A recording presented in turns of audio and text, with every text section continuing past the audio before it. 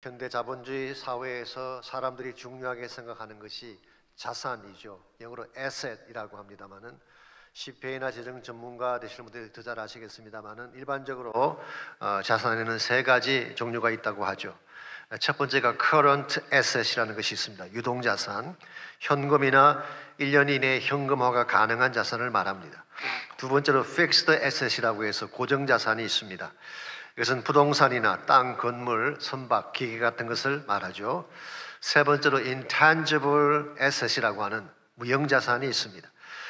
손으로 만질 수는 없지만 소중한 자산을 말하는 것입니다. 예컨대 등록 상표나 특허 같은 것, 브랜드 네임 같은 것이 여기에 해당한다고 할 수가 있습니다. 여기에 나열된 자산들은 형태가 어떠하든 물질적인 것이고 눈으로 볼 수 있는 그런 자산들입니다.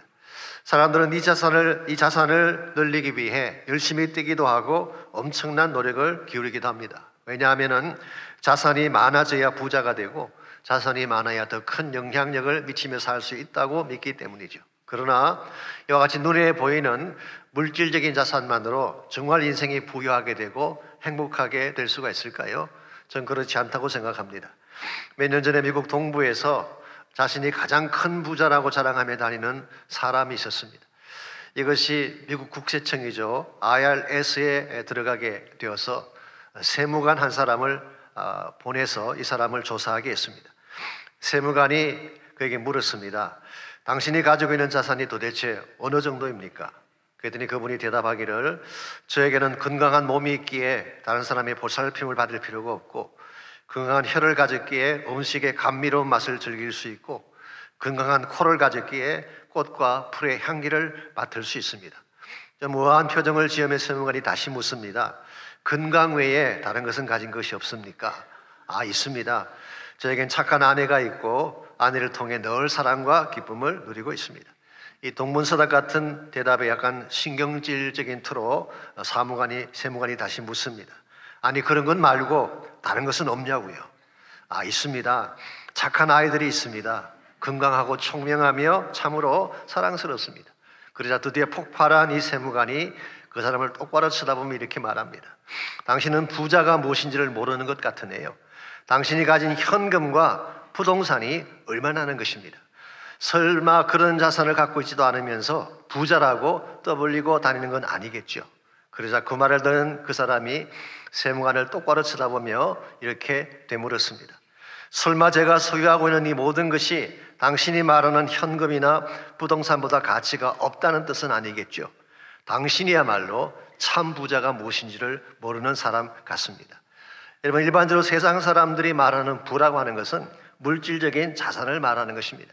이것을 정식해 보기 위해서 투자도 하고 열심히로 노력하며 뛰는 것을 볼 수가 있습니다. 그러나 과연 눈에 보이는 물질적인 자산이 정말 우리 인생을 부유하게 만들고 행복하게 만들 수 있을까요?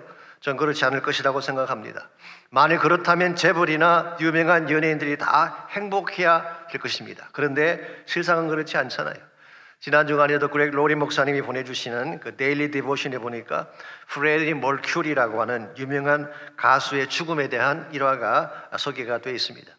여러분에게는 잘 알려지지 않은 이름인지 모르지만 1970년대 영국에서 결성한 퀸이라고 하는 유명한 그 보컬 그룹의 리더 싱어였습니다. The Show Must Go On이라고 하는 유명한 노래를 불렀던 그룹이죠. 엄청난 인기를 누리고 엄청난 부를 누린 사람입니다. 그런데요, 이 사람이 밤마다 파티를 즐기고 동성애자로 살다가 결국 에이즈에 걸려서 지켜볼 가족 하나 없는 가운데에 45세를 일기로 세상을 떠나고 말았습니다. 과연 이와 같은 것을 성공자요, 부유한 자의 삶이라고 말할 수 있을까요? 아마 그게 동의할 사람은 거의 없을 것입니다. 그러므로 정말 부유한 삶, 바른 삶을 살기를 원한다면 눈에는 보이지 아니하지만 하나님이 우리에게 주신 더 소중한 자산이 무엇인지를 잘 알고 그것을 소유해야 됩니다. 이와 같이 하나님께 주신 자산을 영적 자산이라고 부를 수가 있습니다. 영적 자산이라고 하는 것은 예수님 만난 후에 예수님 안에 들어왔을 때 우리가 비로소 누릴 수 있는 축복과 가치를 말하는 것입니다. 이 영적 자산이 많아져 갈 때 우리 인생이 더 풍성하게 되고 영적 자산이 많아지게 되면 하나님 나라 위에 더 값지게 쓰임받을 수가 있는 것입니다. 그러므로 우리가 정말 관심 가져야 될 것은 세상적인 물질적인 자산이 아니라 하나님 나라의 자산, 영적 자산을 소유하는 것입니다. 어떻게 하면 우리가 영적 자산을 소유하고 이것을 통해 하나님을 더 잘 섬기는 삶을 살아갈 수 있을지 오늘 주신 본문을 중심으로 이것을 함께 정리해 보려고 합니다. 오늘 같이 봉독한 본문에 보시면 다윗이 광야 생활을 통해서 축적했던 영적 자산에 대한 말씀이 오늘 본문에 기록되어 있습니다. 우리가 잘 아는 것처럼 다윗이 처음 광야로 쫓겨날 때만 하더라도 초라한 인생에 불과했습니다. 직함도 없었고 많은 군대를 거느린 것도 아니었으며 심지어 머물 곳조차 마땅치 아니한 도망자에 불과했죠. 그런데 다윗이 광야 속을 쫓겨다니면서 오히려 그의 힘이 더 강해져 갑니다. 그의 위치가 더 견고하게 세워져 가죠. 그리고 광야 생활이 끝났을 때 그런 이스라엘의 왕으로 등극한 사실을 성경에 기록하고 있습니다. 이유가 무엇일까요? 눈에 보이진 않았지만 광야 생활을 통해서 그가 축적했던 영적 자산이 있었기 때문인 것입니다. 이것이 그를 부유하게 만들고 강건하게 만든 것입니다. 그럼 다윗이 소유했던 영적 자산이 무엇일까요? 먼저 간단하게 좀 정리해드리자면요, 다윗이 광야 생활을 통과하는 중에 첫 번째로 가졌던 영적 자산이 마음의 자산이에요. 지도자로서 마음에 가져야 될 바른 패션, 열정을 갖게 된 것입니다. 두 번째로 사람이라는 자산을 얻게 됩니다. 함께 동력할 people, 사람이라는 자산을 광야 생활 속에서 얻게 되죠. 세 번째로 그가 위기 중에서 하나님을 경험함으로써 믿음이라고 하는 큰 자산을 갖게 됩니다. 믿음이 바로 파워이죠. 그래서 하나님 안에서 능력을 갖고 살았기 때문에 그런 성공자가 되고 아름다운 열매를 맺는 인생이 된 것입니다.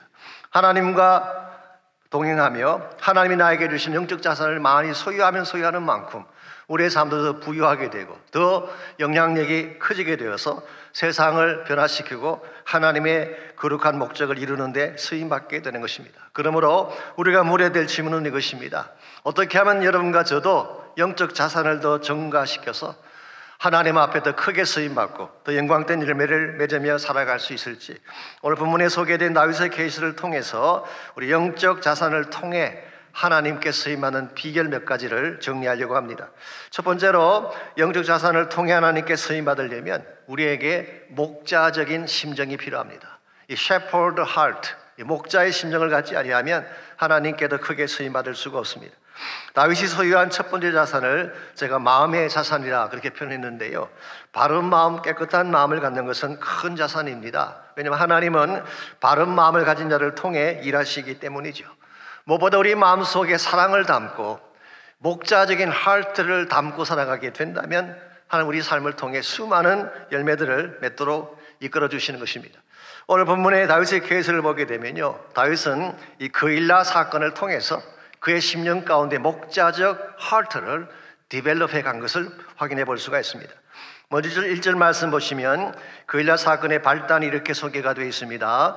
사람들이 다윗에게 전하여 이르되 보소서 블레셋 사람이 그일라를 쳐서 그 타작마당을 탈취하더이다 하니, 이 그일라라고 하는 지역은요 아둘람 굴에서 별로 멀지 않는 곳에 있는 작은 성읍입니다. 그러므로 블레셋 국경 인근이라고 보면 되겠습니다. 지난주에 제가 다윗이 유다 땅 헤레스풀가에 있다고 말씀드렸는데요, 헤레스풀가로부터 약 9km밖에 떨어지지 않는 가까운 지역에 있는 것입니다. 그런데 그곳을 블레셋 사람들이 침공해 와서 타작마당을 다 탈취해갔다는 소식을 다윗이 듣게 된 것입니다. 이 타작마당이라고 하는 것은 이스라엘 백성이 땀 흘려 지은 농산물 전체를 다 의미하는 것입니다. 농산물을 다 빼앗아가 버렸어요. 5절 말씀에 보게 되면 농산물만 가져간 것이 아니라 가축들까지 다 탈취해가고 말았습니다. 그러므로 식량도 없고 가축도 없으니 어떻게 그 주민들이 삶을 살 수 있겠어요?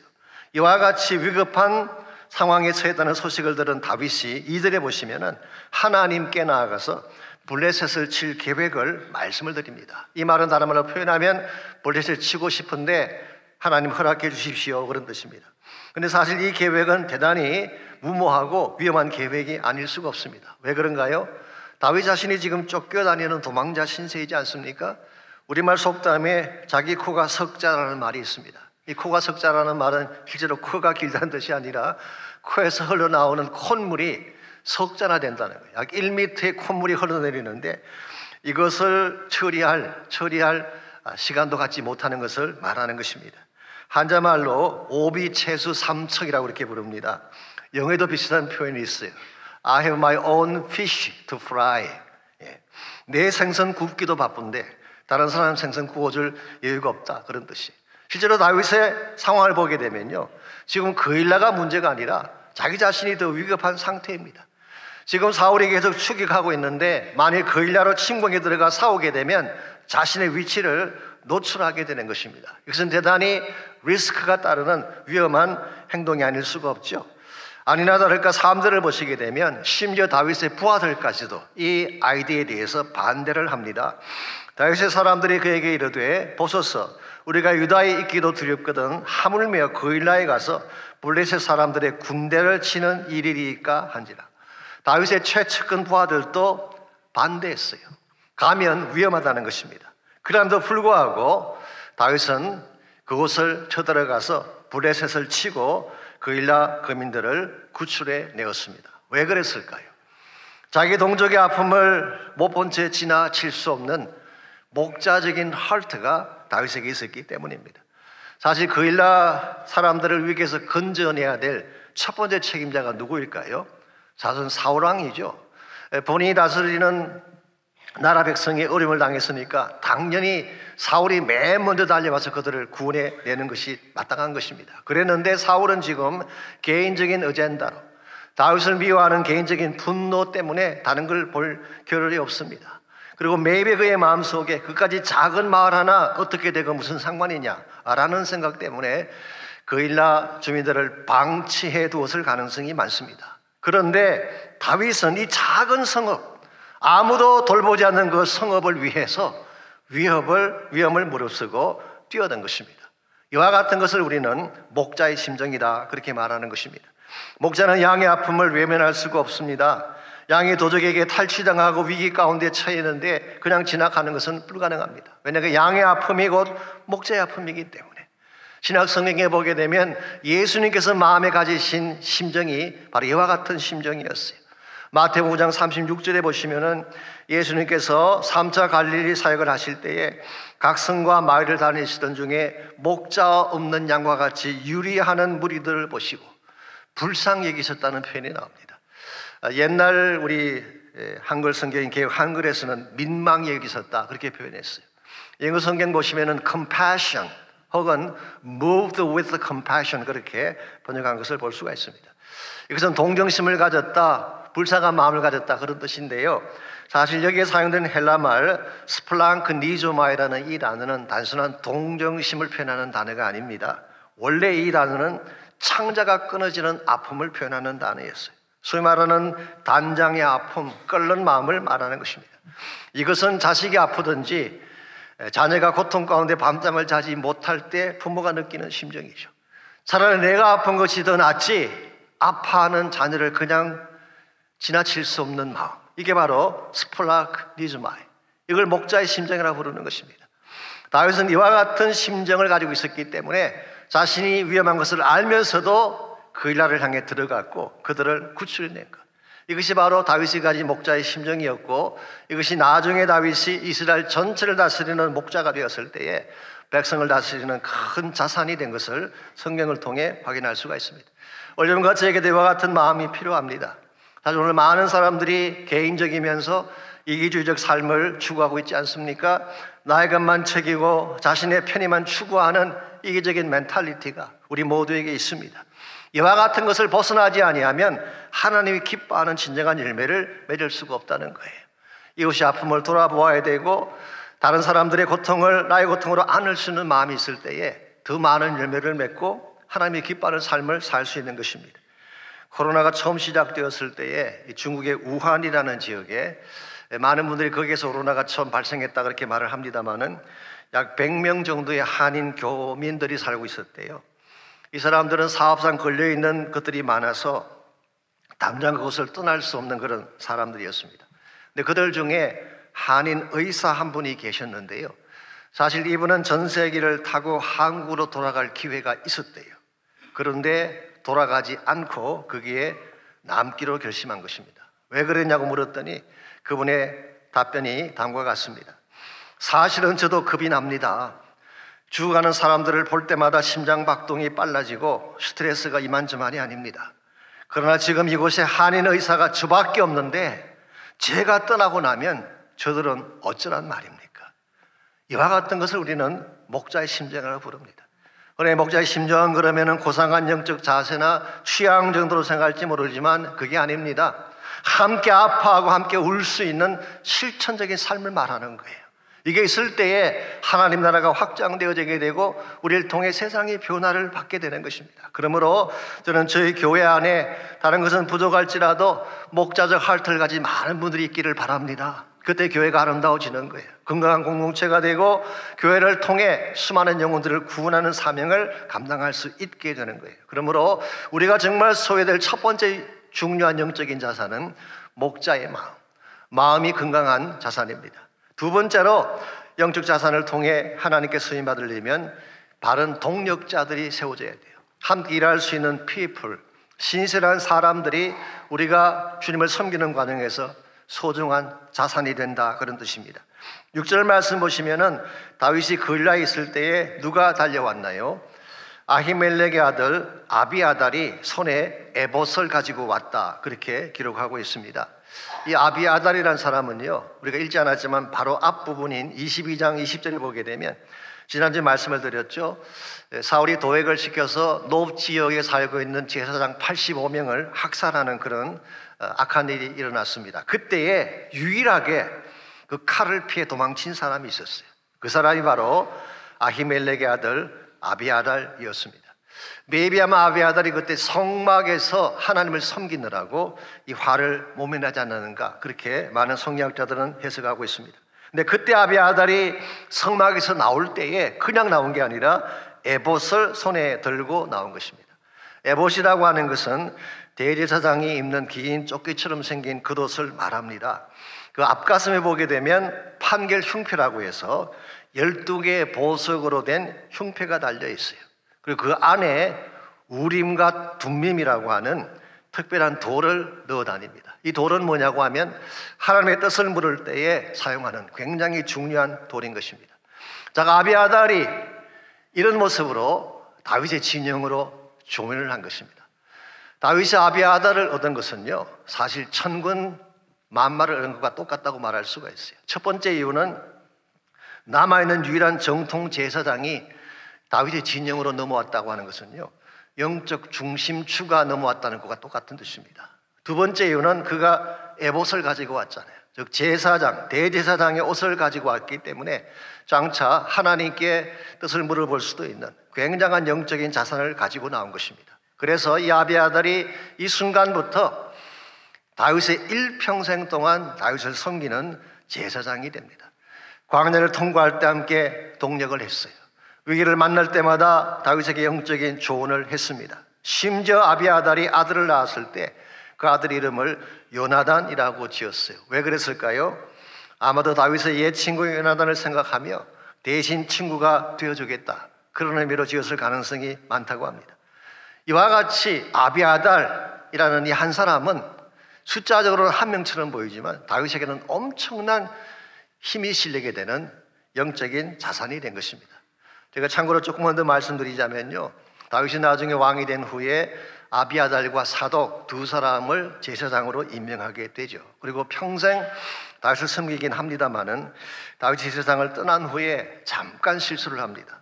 솔로몬이 왕이 되는 과정에서 솔로몬의 편을 들지 않고 아도니아의 편을 들었다가 결국 파직당하게 되고 자기 고향 아나도스로 낙향했다고 성경은 기록하고 있습니다.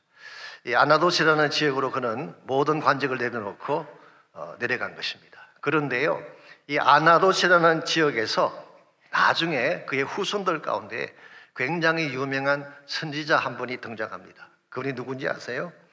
예레미야라는 사람이에요.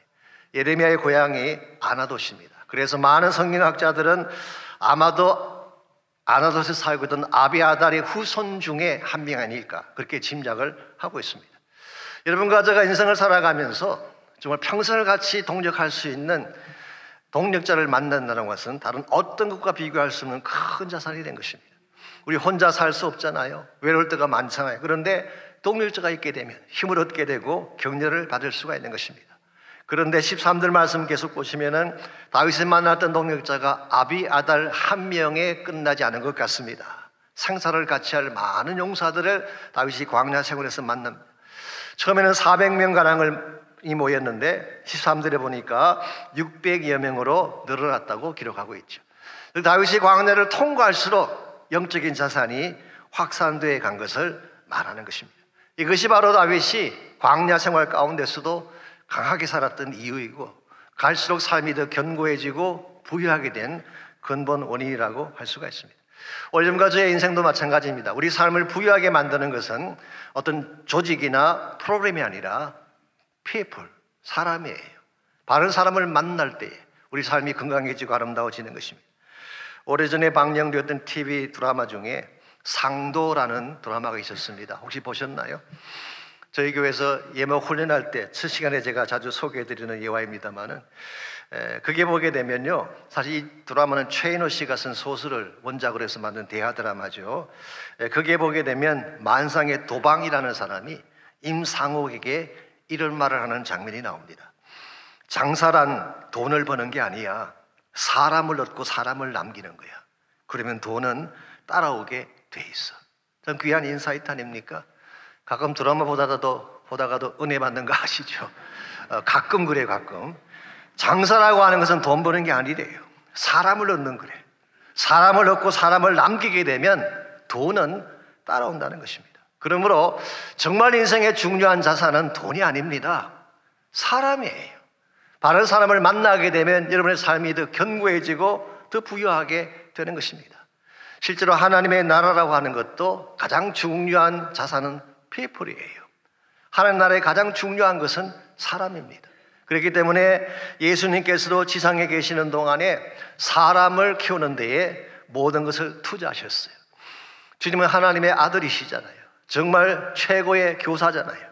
뭘 못하시겠어요? 그런데 예수님께서 3년 공생에 마치고 떠나실 때에 주님은 큰 건물 남기고 가시지 않았어요. 거대한 오르가나이제이션이나 무슨 협의체 같은 큰 기구 남기고 가지 않으셨어요. 달랑 12명의 제자만 남기고 떠나셨어요.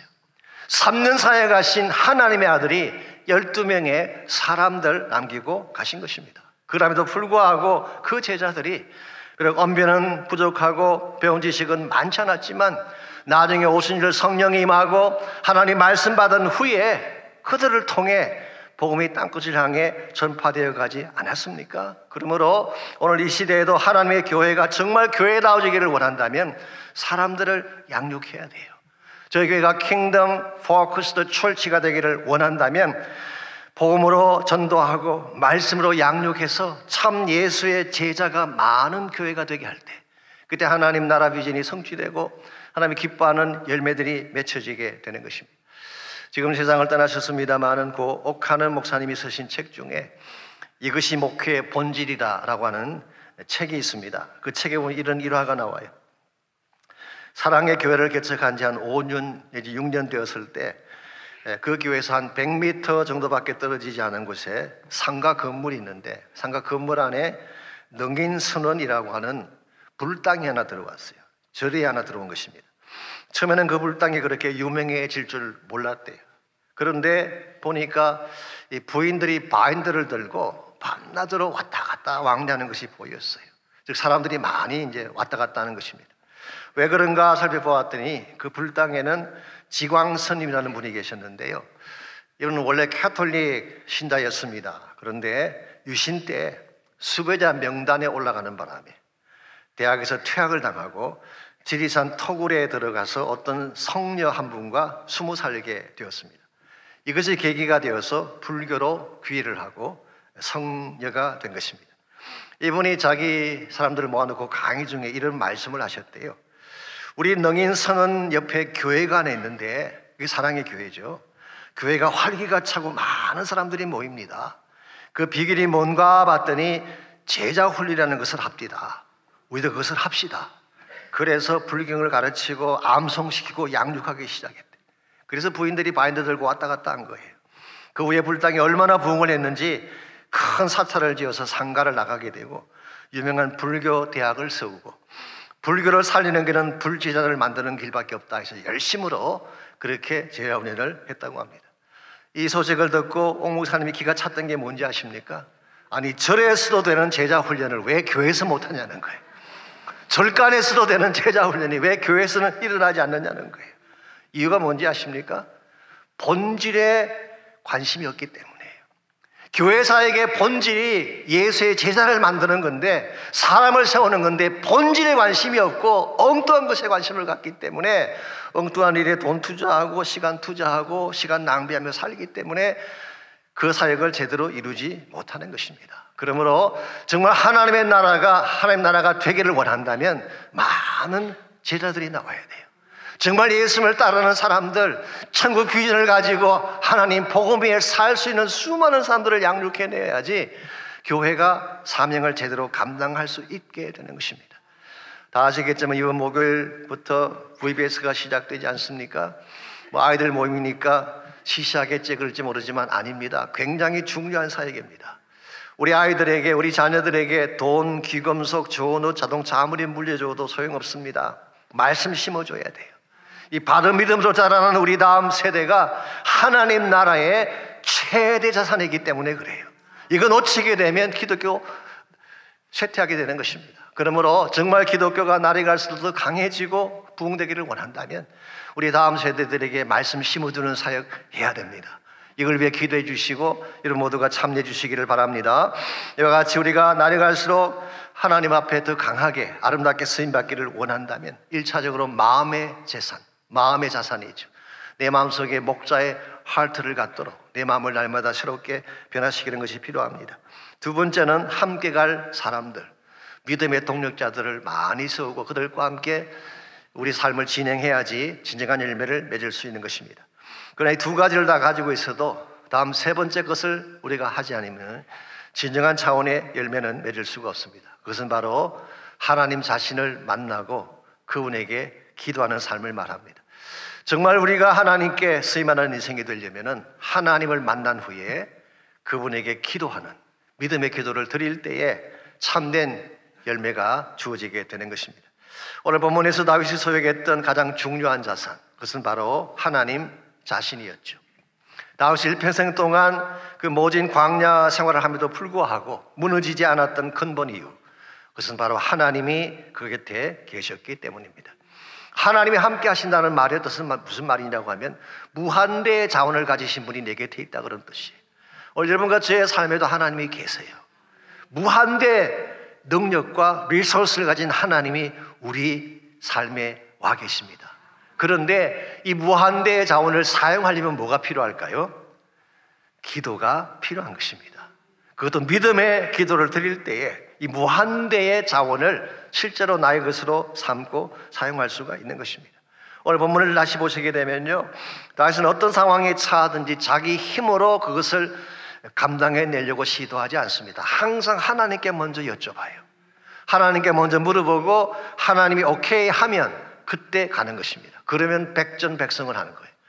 예를 들어 2절 말씀 보시게 되면요, 그가 처음에 거일라 전쟁에 참여할 때도 하나님께 여쭤봤죠. 갈까요 말까요? 하나님이 오케이 하시니까 갔어요. 그랬더니 큰 승리를 거두게 됐습니다. 7절 8절 보시게 되면 다윗이 거일라로 들어온 사실을 사울이 알게 되고 많은 군사들을 모아서 그 거일라 성 전체를 포위하려고 했습니다. 이제 다윗은 갈 곳이 없어요. 도간에 든 지가 된 것입니다. 그때 다윗이 뭘 했을까요? 하나님께 나가서 물어보았어요. 이걸 기도라고 합니다. 하나님께 여쭤보는 게 기도죠. 하나님, 지금 사울이 이와 같이 저를 공격한다고 하는데 그들이 올까요? 하나님 말씀하시니 그래 온다. 다시 묻습니다. 혹시 그들이 우리를 포위하면은 이 거일라 사람들이 나와 나의 부하들을 사울 손에 넘겨줄까요? 아닐까요? 하나님 말씀하시기를 넘겨줄 것이다. 그렇게 말합니다. 이 대목 볼 때 참 마음에 억장이 좀 무너지더라고요. 참 믿을 수 없는 게 인간이구나. 아니 자기들 구하기 위해 생명 무릅쓰고 다윗이 그들을 도와주었는데 이제는 자기들이 살겠다고 다윗을 사울에게 넘겨준다는 게 말이 됩니까? 배신을 때려도 이런 배신이 어디 있겠어요. 그러나 여러분들, 이게 인간입니다. 사람 믿으면 안 돼요. 하나님 믿어야지 사람 믿으면 절대로 안 되는 것입니다. 그래서 이와 같이 해서 다윗이 하나님께 다 여쭤본 후에 그곳을 피신해 나오게 되고 그 다음 여러 곳을 다윗이 이제 헤매게 됩니다. 그런데 14절 말씀 보시게 되면 한 가지 주목할 중요한 사실이 14절에 기록이 되어 있습니다. 다윗이 광야의 요새에도 있었고 또 십광야 산골에도 머물렀으므로 사울이 매일 찾되 하나님이 그를 그의 손에 넘기지 아니하시니라. 무슨 말입니까? 다윗이 어디를 가든지 또한 사울이 매일 밤낮으로 찾으려고 뛰어다녔지만 다윗의 털끝 하나 건드리지 못했다, 그런 뜻이에요. 이유가 뭘까요? 하나님이 그를 붙잡고 계셨기 때문에. 이것이 다윗이 어디를 가든지 성성장구하며 승리했던 근본 이유라고 할 수 있습니다. 이런 면에서 다윗의 성공은 다윗 때문이 아니에요. 전적으로 하나님 때문입니다. 그래서 역대상 11장 19절을 보게 되면 다윗의 성공 비결을 한마디로 이렇게 요약하고 있어요. 만군의 여호와께서 함께 계시니 다윗이 점점 강성하여 가니라. 다윗 성공의 비결은 심플합니다. 만군의 여호와께서 함께 하심, 이게 전부예요.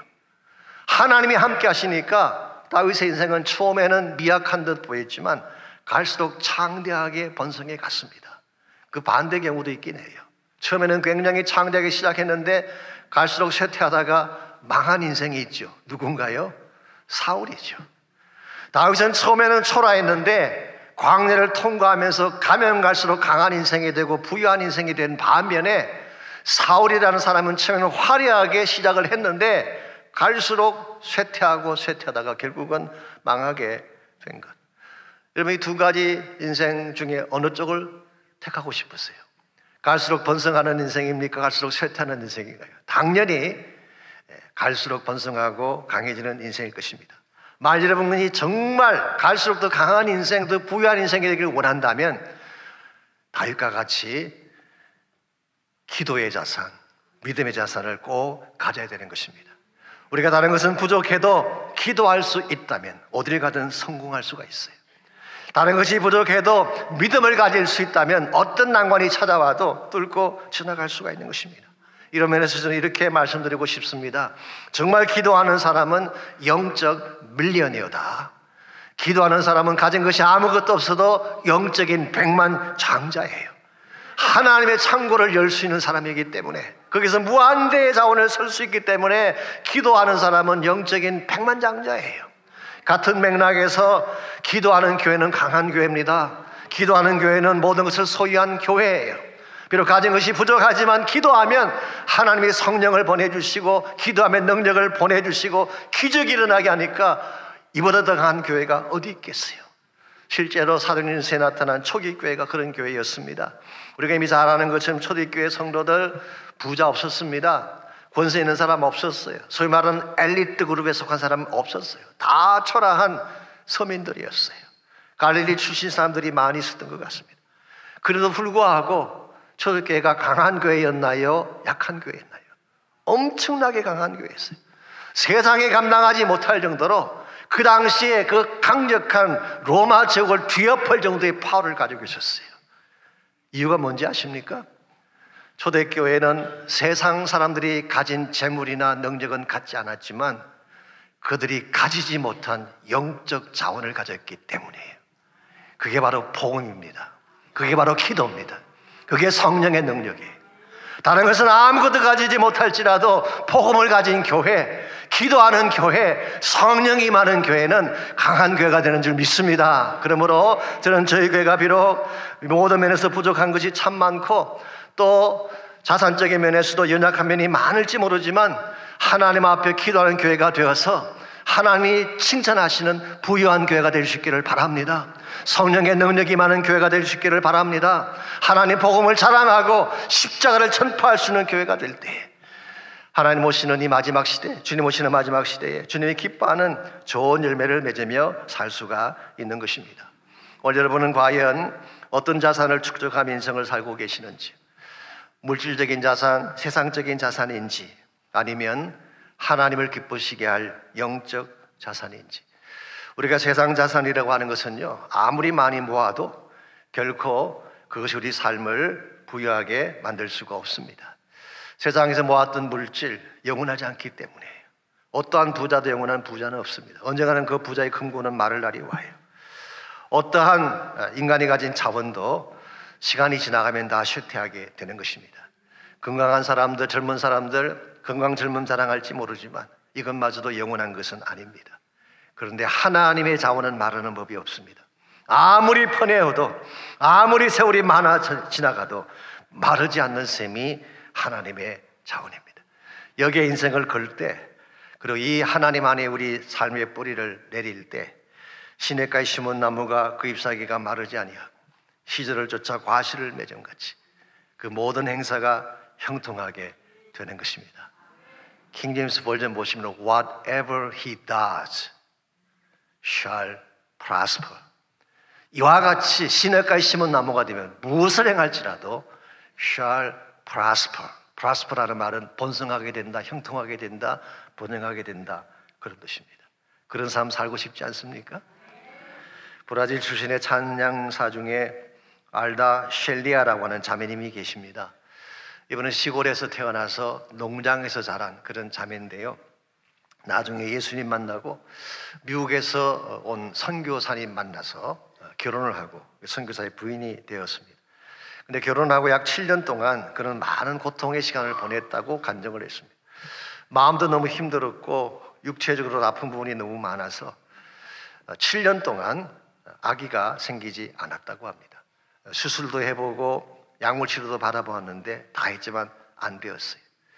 그러는 날 이 자매님이 이사야 54장 말씀을 읽다가 이런 말씀 보게 됩니다. 잉태하지 못하며 출산하지 못한 너는 노래할지어다. 이걸 보는 순간 눈이 번쩍 떠지더래요. 자신에게 하시는 말씀 같아서. 잉태하지 못했으니 탄식하고 울며 있으라 그렇게 말한 것이 아니라 잉태하지 못한 너여 노래하라, 그렇게 된 말씀을 보고 이 말씀을 자신의 말씀으로 붙잡고 그때부터 알다 셸리아는 성경에 나오는 기적들을 매일 3 내지 4페이지씩 적어 내려가면서 하나님께 노래하기 시작했어요. 마치 하나님 말씀을 래퍼같이 노래하면서 프로클레임하는 일을 매일 했어요. 그랬더니 실제로 기적이 일어나기 시작하는데요, 마음에 있는 질병이 다 떠나갔어요. 상실되던 기쁨이 다시 회복되고 육체의 연약함이 치유가 되어지면서 아기를 잉태하게 됐어요. 그래서 나중에 아들, 딸 둘을 낳게 됩니다. 하나님 축복하실 때 따블로 하시는 거 아시죠? 아들, 딸 둘을 나중에 갖고 지금 잘 성장을 하고 있습니다. 이 자매님이 고백한 찬양 고백이 이것입니다. 주의 말씀 따라 그물을 던져보십시오. You will find the God of the impossible. 이 God of the impossible이 뭐냐고 하면 불가능을 가능케 하시는 하나님. 여러분과 제가 세상 바라보지 않고 하나님께 포커스하고 그분의 말씀에 의지해서 그물을 던지게 되면 불가능을 가능케 하시는 그 하나님이 여러분의 인생에 모든 문을 열어주시고 여러분의 인생을 가장 창대하고 아름답게 만들어주신다는 그런 뜻이에요. 그러므로 우리 인생 여정 가운데 많은 문제가 분명히 있습니다. 때로는 나 힘으로 아무리 감당하려고 해도 감당하지 못할 impossibility, 내 힘으로 넘어서지 못할 불가능의 산들이 많이 있잖아요. 그러나 전능하신 하나님이 나의 하나님이 되시면, 샤다의 하나님이 나의 하나님이 되시면 그분에게는 불가능이 없습니다. 모든 문이 열려지고 모든 산을 넘어가게 되고 전능하신 그분을 통해서 여러분이 진짜 맺어야 될 부유한 열매를 맺으며 살게 되는 것입니다.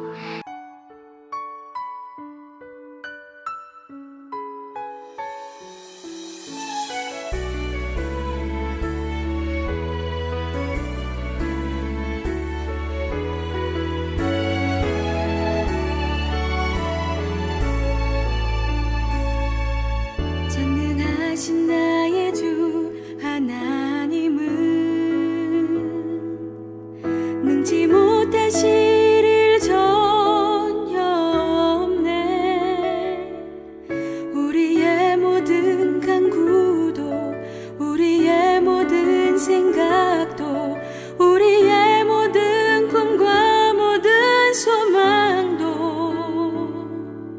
신실하신 나